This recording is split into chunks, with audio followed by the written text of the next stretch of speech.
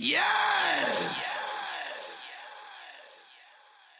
When word got out that Bungie and Activision parted ways, the first thing that everybody started talking about, aside from future content, was Eververse. Speculation began to run rampant in the community, and some people even went to the extreme to assume that Eververse was going to leave Destiny 2 as a whole. And while I 100% agree that this would be nothing but beneficial for the game, the likelihood of it happening is about as low can get. A lot of people had the assumption that it was Activision's idea to introduce Eververse into Destiny 1, but it's been confirmed that it was all Bungie's doing. Contrary to popular belief, Activision didn't hold a gun to Bungie's head and force them to implement microtransactions into their game. Nobody was overjoyed when Tess Everest moved into the tower asking us to pay real money to buy her wares. But back in D1, Eververse was just there. It wasn't as predatory as it is in Destiny 2. Yeah, it's true that the Eververse loot is only available through Eververse and can't be obtained by means of conventional gameplay, but Destiny 1 didn't confine the obtainability of ghosts, ships, sparrows, and some shaders to Eververse like Destiny 2 did. There was an entire escapade and community backlash that revolved around Bungie's foul practices when it came to Eververse in the first year of Destiny 2, and ships, sparrows, and ghosts became a part of the regular gameplay loot pool like they should have been in the first place. One of the biggest gripes I've ever had with Eververse is the fact that everything is only obtainable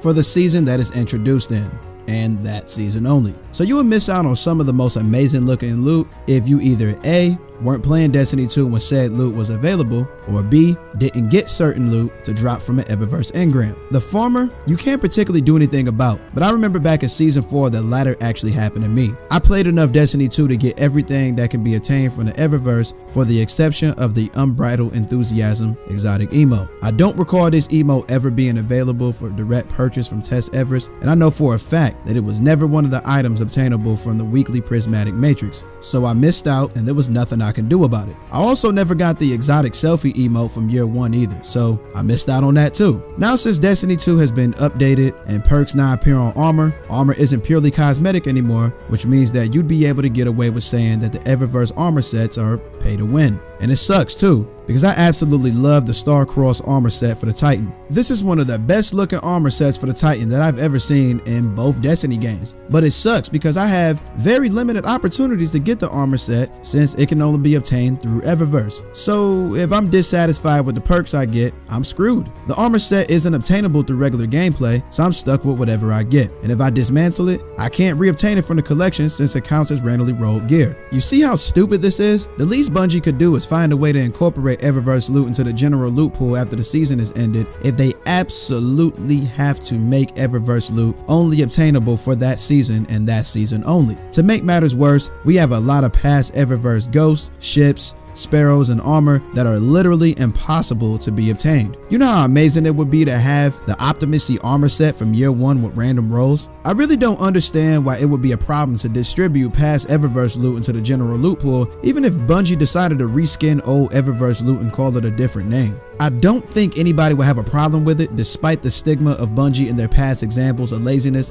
of reskinning weapons and armor and passing them off as new. This situation would be different because it would be giving old loot a much deserved second chance. And this is exactly what Destiny 2 needs, because the pathetically small loot pool issue will be addressed and we have access to a bunch of loot that's serving zero purpose in its currently unobtainable state. That's killing 2 birds with 1 stone. Since Destiny 2's loot pool is so small, the loot pursuit is almost non-existent. And for the past couple of months, I've been at the point where leveling up and opening Eververse engrams has been a grind of its own, and I'm only excited for loot drops when it's time to decrypt the Eververse engram and I get an exotic ornament or exotic sparrow ship. The sheer lack of weapons and armor in this game is a sole culprit of this, and it's sad because I never once thought that I'd say that there's any element of excitement when it comes to anything Eververse oriented. But the first apparent example of Destiny 2's lacking loot pool was when everybody was getting no less than 5 S-transits a day. Then I quickly noticed that I was getting the same weapons and armor over and over again. So when I really sit back and think about it, opening Eververse engrams is really the only time I can anticipate getting something different. Since Eververse loot is exclusive to Eververse, I can open my engrams with the acknowledgement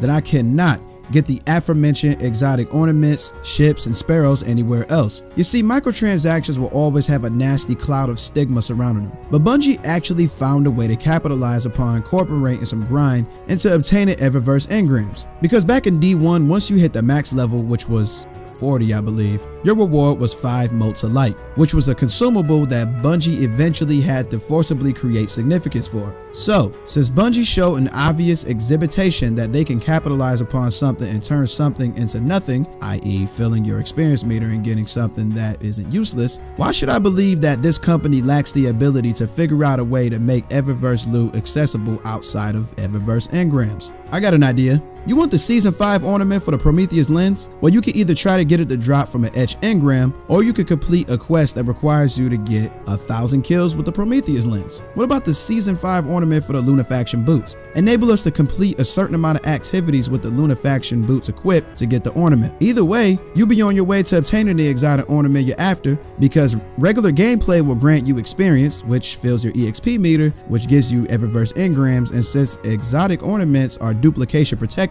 you won't ever have to worry about getting the same one dropping more than once. Speaking of which, if everything in the Eververse was duplication protected, and if Bright Dust could be used directly to purchase anything in the Eververse whenever you please without having to wait until something is being sold for that week, everybody will have a fair chance at getting whatever they're after. I'm just trying to make it evident that it's possible for Eververse to stay in the game and not suck, because I don't see Bungie completely removing it. But if it's going to remain in the game, its loot has to be distributed into the general loot pool after the season has ended, because as I stated previously, there's no point in allowing such amazing things to be available for a limited time only to go away for good with no intention of returning. I mean, did y'all forget that the luxurious toast exotic emote is only obtainable from the Spy of Stars raid lair? Why don't we have other examples of this in Destiny 2? Most, if not everybody, who played Destiny 2 in year 1 still has the most seething hatred for the Eververse and how anti-consumer it was, but it's very simple for Bungie to instill a sense of solace into the community/fan base. Bungie, just make Eververse not suck, please. Alright everybody, I'm gonna put the nail in the coffin on this one. If you made it to the end of this video and you enjoyed it, do me a favor and backhand slap that like button and follow up with an uppercut to that subscribe button if you're new to my neck of the woods and if you want to see some more elite gaming content. But with that being stated, 1LHD is over and out. Y'all take it easy. Yes!